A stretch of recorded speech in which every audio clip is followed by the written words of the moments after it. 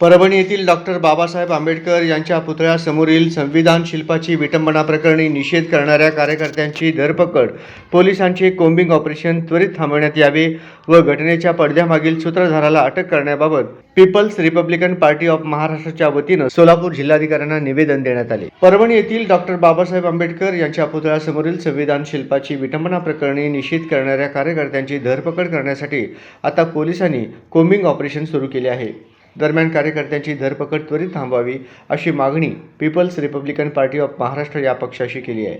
तसेच विटंबना करणारा आरोपी हा हिंदुत्ववादी पक्षाशी संबंधित आहे असे आमचे ठाम मत आहे। परवा ही घटना घडल्यानंतर पोलिसांनी आरोपीला अटक करून दवाखान्यात दाखल केले। त्यानंतर बुधवारी परभणी बंदची हाक देण्यात आली होती। बंद दरम्यान शहरातील काही विभागात बाजारपेठेत हिंसाचार झाला, खाजगी मालमत्तेचे नुकसान करण्यात आले, पोलिसांसोबत कार्यकर्त्यांची बाचाबाची झाली। पोलिसांनी तुफान लाठीचार्ज केल्यामुळे जमाव अधिकच संतप्त झाला। आता या प्रकरणी पोलिसांनी राज्यभर आंबेडकरी कार्यकर्त्यांना ताब्यात घेणे सुरू केले आहे। काल उल्हासनगर तसेच घाटकोपर शहरातही पोलिसांनी धरपकड केली। याचा आम्ही जाहीर निषेध करत आहोत असे या निवेदनात म्हटले आहे। नमस्कार, स्वरांजली न्यूज चॅनलमध्ये आपलं स्वागत आहे। आज आपण आहोत बांद्र्यामध्ये आणि जसं संविधानचं विटंबना झालेलं परभणीमध्ये त्या संदर्भात आपण बोलणार आहोत। आपल्यामध्ये People's Republican Party of Maharashtra अध्यक्ष मिलिंदभाई सुर्वे आहेत, त्यांच्याशी आपण बोलत आहोत। सर, काय सांगाल, हे जे संविधानाची विटंबना झाली याच्याबद्दल आपण काय सांगाल?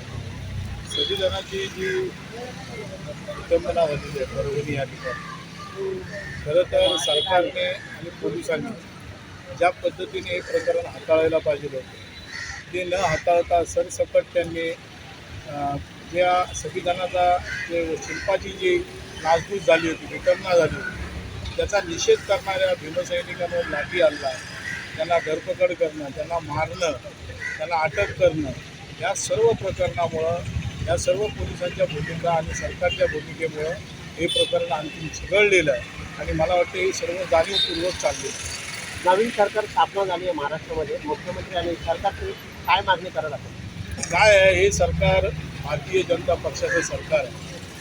या सरकारची पहिल्यापासूनची एक भूमिका आहे की जेव्हा कुठली योजना कुठलं काय करते त्यांनी या अगोदर देखील संविधान बदलण्याची त्यांनी घोषणा केलेली आहे या अगोदर त्यांच्या नेत्यांनी सर्वांनी। आणि हे सरकार आल्या जसं एखादं काम करताना मनूमध्ये लिहिलेलं आहे की नरबळी द्यावा लागतो, त्या पद्धतीने या सरकारच्या सुरुवातीलाच एक आमच्यातला भीमसैनिक सुरवाडे नावाचा नयन आपला सूर्यवंशी त्याचा बळी घेतलेला आहे या सरकारने। आणि सरकारने दाखवून दिलं आहे की पुढच्या काळामध्ये आम्ही दलित, अल्पसंख्याक, मुसलमान यांच्या विरोधात आम्ही काम करणार आहोत, अशा पद्धतीची भूमिका सरकारची यातनं दिसते आम्हाला। पोलीस स्टेशनमध्ये जसं की सोमनाथ सूर्यवंशी त्यांची हत्या वगैरे झाली पोलीस स्टेशनमध्ये आणि कोर्टाने त्यांना म्हणजे सांगितलं की ह्यांना सुटका देण्यासाठी, परंतु तिकडे हत्या झाली। त्याचे कसे तुमचे पाहण्याचे दृष्टिकोन काय आहे? नाही, पोलिसांनी जी भूमिका घेतलेली आहे, आम्ही तर सुरुवातीपासून सांगतोय की पोलिसांनी कार्यकर्त्यांना घराघरामध्ये घुसून कोम्बिंग ऑपरेशन करून महिलांना, म्हाताऱ्या माणसांना, तरुणांना असं जबरदस्त मारहाण केलेली आहे।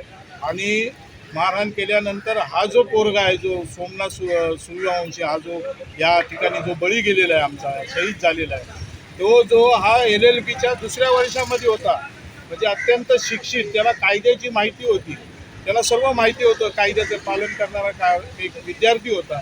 त्या विद्यार्थीचा जाणीवपूर्वक निश्चितच पोलिसांच्या मारहाणीतच त्याचा बळी गेलेला आहे। हे आम्हाला म्हणजे पोलिसांची जी चूक आहे सर्व, हे आम्ही निश्चित सांगतो।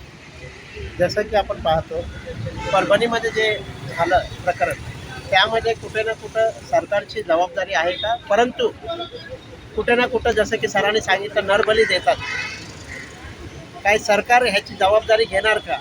किंवा जे चळवळीतले कार्यकर्ते आहेत त्यांना असाच बली पाडणार का? असा थेट प्रश्न, इशारा इकडं दिसत आहे।